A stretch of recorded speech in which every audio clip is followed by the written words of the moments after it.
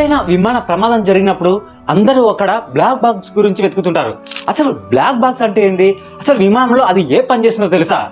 విమాన ప్రమాదం జరిగినప్పుడు దాని వెనుకున్న కారణాలను తెలుసుకోవడానికి అత్యంత కీలకమైన పరికరమే ఈ బ్లాక్ బాక్స్.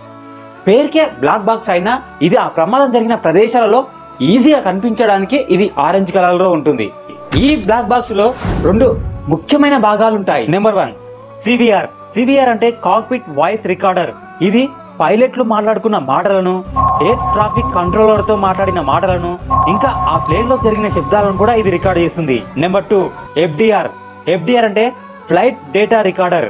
ఇది విమానం వెళ్ళే స్పీడుని, ఇంకా విమానం ఎంత ఎత్తులో వెళ్తుందో దాని హైటుని, ఇంకా ఇంజిన్ యొక్క పనితీరును, యాంత్రిక వివరాలు వంటివి రికార్డ్ చేసి స్టోర్ చేసుకుంటుంది. ఒక్క మాటలో ఈ బ్లాక్ బాక్స్ గురించి చెప్పాలంటే ఏదైనా విమానం ప్రమాదం జరిగినప్పుడు చివరి నిమిషంలో ఏం జరిగిందో తెలియజేసేదే ఈ బ్లాక్ బాక్స్.